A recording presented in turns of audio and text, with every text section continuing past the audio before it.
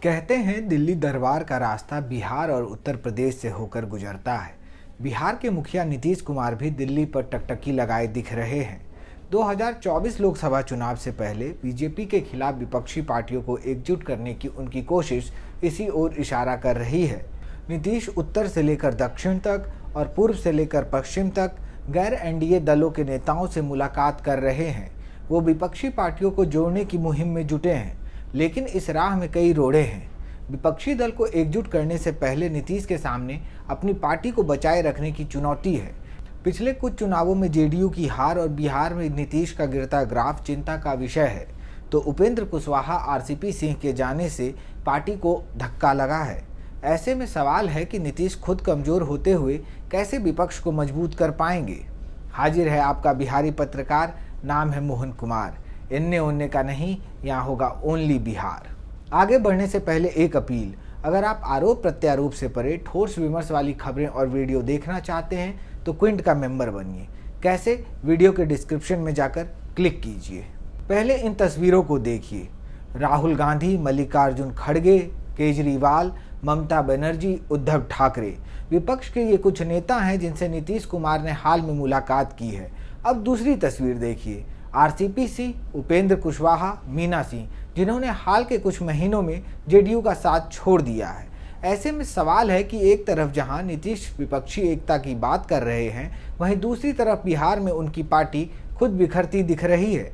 कुशवाहा के जाने से माना जा रहा है कि जेडीयू के लव कुश वोट बैंक में बड़ा डेंट लग सकता है, तो वहीं आरसीपी का बीजेपी में शामिल होना भी पार्टी के लिए एक बड़ा झटका है। दूसरी तरफ नीतीश के लिए महागठबंधन में भी विरोध के स्वर मुखर हो रहे हैं।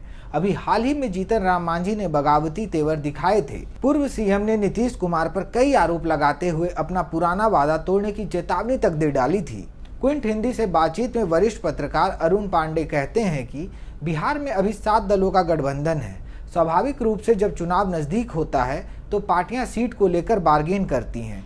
जीतन राम मांझी भी बार्गेनिंग मूड में हैं। वहीं वरिष्ठ पत्रकार रवि उपाध्याय कहते हैं कि नीतीश अभी कोशिश में जुटे हैं, लेकिन सीट को लेकर बहुत उठापटक की स्थिति है महागठबंधन और एनडीए दोनों में। ऐसा पहली बार नहीं हुआ है जब महागठबंधन में इस तरह की बातें उठी हैं। आरजेडी और कांग्रेस के नेता भी अलग अलग मुद्दों पर नीतीश को घेरते रहे हैं। राजनीतिक हलकों में ये भी चर्चा है कि इसी वजह से अभी तक बिहार में मंत्रिमंडल का विस्तार नहीं हो पाया है। कर्नाटक में जीत के बाद कांग्रेस मंत्रिमंडल के साथ ही लोकसभा चुनाव में ज़्यादा हिस्सेदारी की मांग कर सकती है। हाल के दिनों में नीतीश को एक और झटका लगा। पटना हाईकोर्ट ने जातीय गणना पर रोक लगा दी, जिसके बाद नीतीश सरकार ने सुप्रीम कोर्ट का रुख किया, लेकिन वहां भी उसे निराशा ही हाथ लगी। सुप्रीम कोर्ट ने पटना हाईकोर्ट के आदेश पर रोक लगाने से इनकार कर दिया। साथ ही सवाल किया कि सर्वे के मामले में बिहार सरकार लोगों की निजता और व्यक्तियों के डेटा को कैसे प्रोटेक्ट करेगी।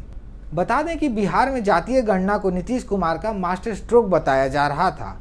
कहा जा रहा था कि 2024 लोकसभा चुनाव से पहले ये ट्रम्प कार्ड साबित हो सकता है। बिहार में गणना शुरू होने के साथ उत्तर प्रदेश, महाराष्ट्र सहित कई राज्यों में भी इसकी मांग उठी थी। इसके अलावा प्रदेश के अपने मुद्दे जैसे जहरीली शराब से लोगों की मौत, रामनवमी पर हिंसा और बिहार की कानून व्यवस्था को लेकर बीजेपी लगातार हमलावर है। नीतीश को इन मुद्दों पर आलोचना का सामना करना पड़ा है। चलिए अब आपको बताते हैं कि पिछले विधानसभा चुनावों में जेडीयू का प्रदर्शन कैसा रहा। 2020 विधानसभा चुनाव की बात करें तो जेडीयू ने बीजेपी के साथ मिलकर चुनाव लड़ा था। जेडीयू ने बीजेपी से 5 सीट ज़्यादा यानी 115 सीटों पर अपने उम्मीदवार उतारे थे, लेकिन उसे मात्र 43 सीटों पर ही जीत हासिल हुई। जेडीयू का वोट शेयर 15.39% रहा। वहीं बीजेपी ने 74 सीटों के साथ 19.46% वोट शेयर पर कब्जा जमाया। आरजेडी 75 सीटों के साथ सबसे बड़ी पार्टी बनी। आरजेडी के खाते में 23.11% वोट आए थे। इससे पहले 2015 विधानसभा चुनाव में जेडीयू और आरजेडी ने साथ मिलकर चुनाव लड़ा था। इस चुनाव में भी आरजेडी सबसे बड़ी पार्टी बनी थी और 80 सीटों के साथ 18.35% वोट शेयर पर कब्जा जमाया था। वहीं जेडीयू के खाते में 71 सीटें आई थी और उसका वोट शेयर 16.83% था। बीजेपी मात्र 53 सीटें ही जीत पाई थी, लेकिन उसका वोट शेयर सबसे ज़्यादा 24.42% था। अगर 2010 विधानसभा चुनाव की बात करें तो इस बार भी बीजेपी और जेडीयू साथ थी। नतीजा यह हुआ कि नीतीश ने बीजेपी के साथ मिलकर सरकार बनाई। 2010 में जेडीयू ने 115 सीटों के साथ 22.58% वोट शेयर पर कब्जा जमाया था। बीजेपी के खाते में 91 सीटें आई थी और उसका वोट शेयर 16.49% था। वहीं आरजेडी मात्र 22 सीटें ही जीत पाई थी, लेकिन उसका वोट शेयर 18.84% था। अगर इन तीनों विधानसभा चुनाव के नतीजों को देखें तो सबसे ज़्यादा नुकसान जेडीयू को 2020 के चुनाव में हुआ है। सीटों के साथ ही वोट शेयर भी घटा है, जिसका नतीजा यह हुआ कि जेडीयू ने 2022 में चिराग मॉडल का आरोप लगाते हुए बीजेपी का साथ छोड़ दिया। इसके बाद जेडीयू ने आरजेडी के साथ मिलकर सरकार बनाई थी।